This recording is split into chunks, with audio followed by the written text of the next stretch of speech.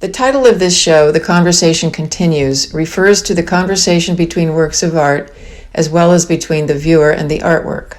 For the most part, works in this show are considered to be abstract, and the language they speak is that of composition, line, shape, color, rhythm, and more.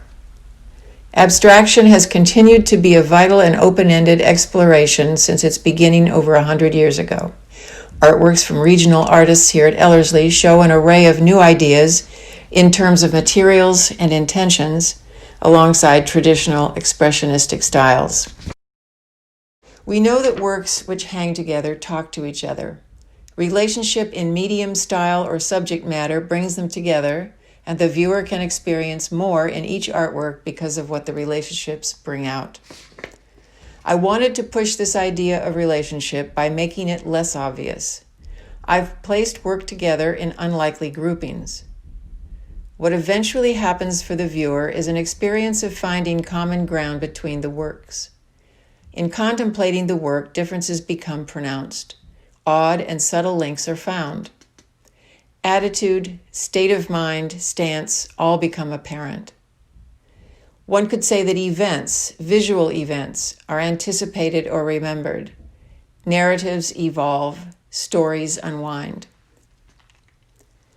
Viewing art is much like looking at ourselves in the mirror. Meaning of any work of art is a coming together of artist intent, viewer experience, and context. We actually can do nothing else but bring ourselves, our emotional and intellectual lives, to the moment of seeing the artwork. We may know a lot or nothing at all about the artist or the art, but we pay attention and emotionally, intuitively, we know the work. Personal response is the point. A smaller version of this show was installed last year at Art Times 2, the gallery at Princeton Brain and Spine. Finding Connections was the subtitle of the show. Viewers then spoke about their experience of surprise or delight or satisfaction, which was brought on by that moment of finding connections between the very different works. Although this experience is and always has been available to us in viewing art, I thought extending the show to emphasize this subtle aspect was in order. When people walk along a sidewalk, they might notice architecture, greenery, or storefronts. I notice these things too, but I'm also drawn to the splotches, notches, blobs, crevices, cracks, and stains that blanket the streets. They make me stop and take a second look. I realize that this sounds strange. Why would anyone bother to look at something that's left behind on the sidewalk? If anything, most people do anything to avoid something so unattractive, dirty, and insignificant. The truth is that their random designs and their haphazard spread fascinate me. They speak to me. They are begging me to linger for a second so that they can tell me their story. There's a certain sadness inherent in the designs that I see left abandoned on the sidewalks and walls. It's true that I don't notice every stain on the ground, but the ones I do notice are usually in places that have a significance in my life. The subject matter varies from the sentimental to the everyday. One of my paintings was inspired by the textures I photographed on the side of the church where my grandmother got married in Mexico City. Another one was created from the stains on the sidewalk outside of the place where I get my coffee every day. My work is rooted in these designs and inspirations. I photograph the designs and use them as the foundation for my work. As soon as they are projected onto a canvas and given color, these remnants have a chance to become new again, to be seen and heard. They tell the story of how they came to be. They bear witness to the events that have been relegated to the past. A moment in someone's story, which was once forgotten and often overlooked, has the opportunity to be again. Everyday materials interest me. Somehow their unlikely suitability as art material parallels the unlikely possibility of forms in nature. The patterns of forms I use are reductive, yet they create surprising potentials of complexity. Simple patterns are creating the start of complex possibilities that remain open to the imagination and to speculation. I'm interested in how they draw further imagination, implying things not yet materialized. They have an energetic potential. Raincoat is made of sewn and glued window envelopes, made for a performance piece I did in the 1990s. I think it has a back and forthness between dualities, between external and internal experience, between macro and micro. My recent work in the exhibit includes the form of a pillow made from a woven extension cord, magazines torn and arranged to become organic-looking shapes, layered in wax on canvas, and a sculpture made from an accumulation of plastic straws that become excessive. These works also create, I think, a back and forthness between a sense of the everyday and what feels like the generative power of nature. I first started using the grid as a format for my watercolors many years ago when a teacher that I had said that she would turn to the grid whenever she was stumped. And I was stumped a lot, so I thought that sounded like a great idea. And I think it also appealed to me because of my background in mathematics. I found grids very orderly and just a nice base for exploration. For the most part, my grids fell into two categories, landscapes and cityscapes. I found that by changing the size of the square, I could emphasize an architectural feel, lines and planes. By reducing it to a smaller size, I could avoid that and get a more organic feel. Cardinal Series Summer is part of a series of 4 paintings that I did that was inspired by the Trenton Marsh. I went there in 4 different seasons and I looked at the colors, the feel of the leaves, the density of them or the lack of, and I tried to capture that feel. So the summer one in particular has a very dense feel. For Winter Fog Beach, although it is a landscape, a natural landscape, I chose to use a larger square because my colors were going to be muted. It is inspired by a scene outside my house one morning when the fog was so thick that everything was muted, very pale and gray and, warm colors, some warm, except for the beech tree, which had maintained its leaves over the winter and seemed to be radiant. A teenage girl nervously sits at her desk. She feels small and stupid. Her mind flooded with a cacophony of self-loathing chatter as she struggles to learn and understand what the teacher is teaching. Her anxiety is through the roof. She picks up her pencil and fills the margins of her paper. These paintings are part of a series titled Margins that I began developing approximately 2 years ago. It delves into a strenuous and perplexing time in my life as a high school student when learning became increasingly arduous for me.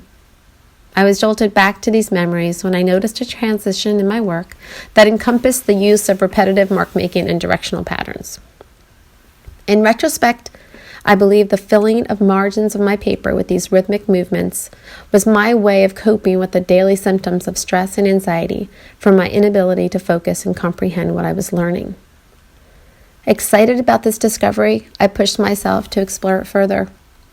I work with a variety of mediums ranging from acrylic to spray paint, charcoal, paint pens, to oil pastels.